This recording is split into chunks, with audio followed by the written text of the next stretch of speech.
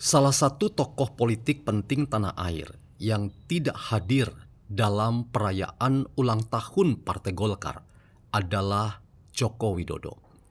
Padahal kita tahu, Partai Golkar adalah salah satu partai yang sangat berusaha untuk merealisasikan kebutuhan partai ini agar Jokowi dapat merealisasikan keberadaan dan eksistensi politiknya bersama dengan Partai Golkar. Seorang pengamat yang bernama Adi Prayitno bahkan kurang lebih mengatakan lebih baik Jokowi melabuhkan pandangan-pandangan dan sepak terjang politiknya bersama dengan Partai Golkar. Dalam konteks ini teman-teman, saya ingin mengajukan sebuah tesis yang sekaligus sebuah pandangan yang bersifat pribadi bahwa lebih baik Jokowi melabuhkan pandangan dan sepak terjang politiknya bersama dengan Partai Gerindra. Selamat datang dalam channel Meragukan Filsafat, sebuah channel yang sengaja dibangun untuk turut mengedukasi ruang publik virtual Indonesia dengan menawarkan alternatif berpikir dari perspektif pemikiran filsafat untuk membaca fenomena sosial, politik, kebudayaan dalam konteks Indonesia kontemporer tanpa berpretensi untuk menggiring opini kita mempercayai pandangan-pandangan dalam channel ini. Teman-teman, ketika kita melihat bahwa Jokowi sekalipun sudah purna tugas sebagai Presiden Indonesia selama 2 periode, tetapi sosok Jokowi tetap menjadi magnet yang menarik buat aktor-aktor politik tanah air yang silih berganti berdatangan untuk meminta pendapat, pandangan, nasihat tentang apa yang harus dilakukan oleh aktor-aktor politik ini, seolah-olah Jokowi adalah tokoh yang menjadi panutan mereka, yang seolah-olah pula masih memiliki kekuasaan dan pengaruh untuk memastikan bahwa mereka yang merapat dan mendekat pada Jokowi beroleh legasi untuk beruntung dalam kancah perpolitikan yang mereka mainkan. Nah, dalam konteks ini teman-teman, Jokowi tetap harus kita posisikan sebagai barometer dalam perpolitikan tanah air. Dan dalam konteks bahwa Jokowi adalah barometer dalam politik tanah air, maka posisi Jokowi selalu menarik untuk kita tempatkan ketika ada partai-partai politik yang memperebutkan pengaruh dan bahkan meminta agar Jokowi dapat melabuhkan pikiran-pikiran dan sepak terjang politiknya bersama partai politik tertentu, antara lain misalnya Partai Golkar dan Partai Gerindra. Keduanya punya semangat yang sama untuk memastikan Jokowi memilih salah satu di antara keduanya yang sama-sama punya basis massa yang besar, bahkan mereka adalah partai-partai modern yang siap untuk menampung Jokowi jika Jokowi memilih salah satu di antara keduanya. Tetapi teman-teman, nampaknya Jokowi juga dilematis.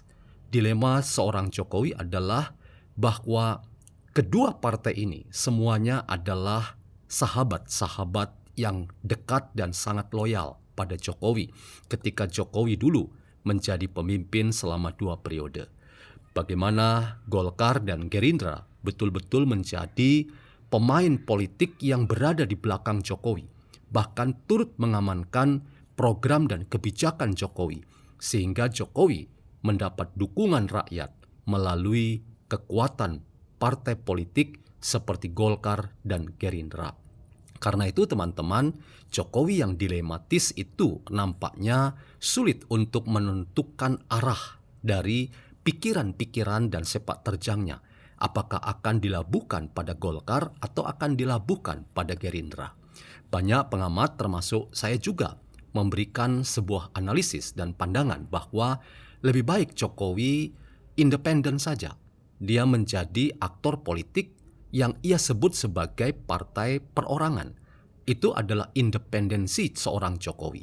Tetapi tafsir lain juga ada benarnya Saya pun mengatakan juga bahwa partai perorangan itu berarti kesiapan Jokowi untuk suatu saat merealisasikan pendirian partai politik baru. Walaupun teman-teman, banyak pengamat juga yang mengatakan bahwa pendirian partai politik di era masa kini itu bukan sebuah pekerjaan yang mudah.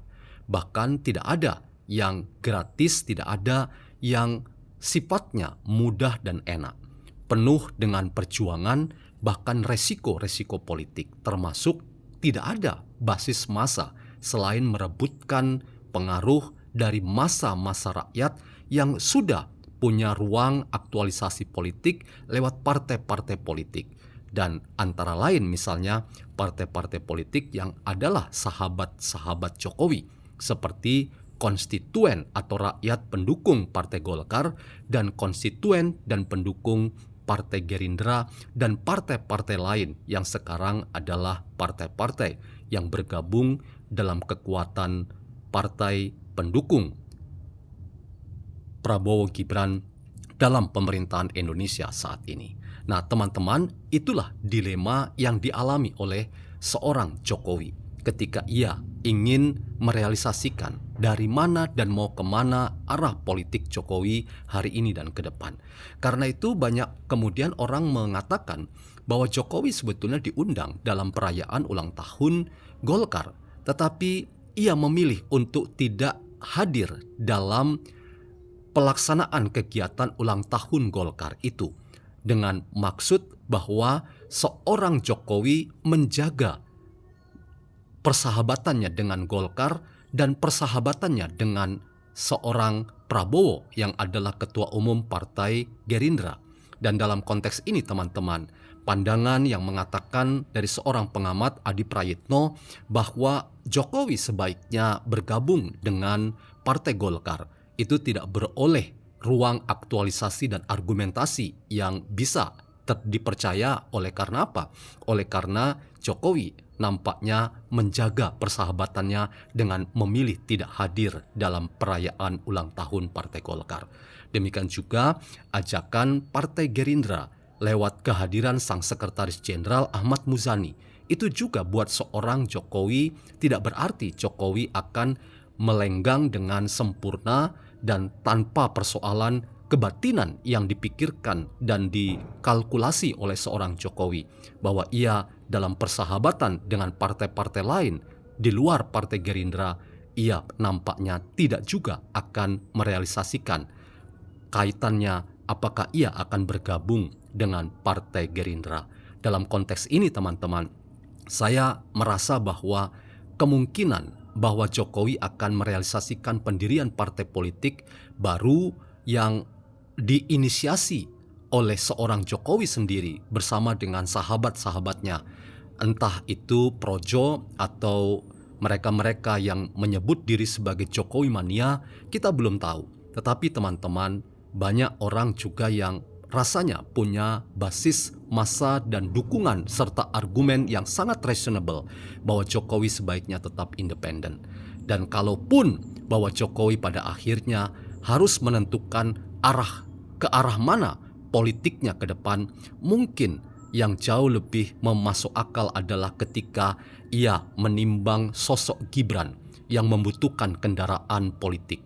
Dan ketika ia pada akhirnya menimbang sosok Gibran, nampaknya yang paling masuk akal untuk seorang Jokowi mengamankan posisi dan kelanjutan politik seorang Gibran adalah ketika ia bergabung bersama dengan Partai Gerindra. Partai Gerindra tentunya mendapatkan amunisi dan kekuatan baru dan memberikan legasi buat seorang Prabowo dan Gibran untuk melaksanakan tugas politik mereka di periode pertama dan masuk ke periode yang kedua dengan jaminan-jaminan bahwa Jokowi memberikan legasi buat seorang Gerindra, seorang Gibran, ia tetap aman bersama dengan Partai Gerindra. Waktu yang akan menentukan apakah seorang Jokowi akan melabuhkan arah politiknya bersama dengan Partai Gerindra oleh karena faktor yang ia harus hitung kalkulasikan, yaitu keberadaan dan masa depan karir politik seorang Gibran Rakabuming Raka.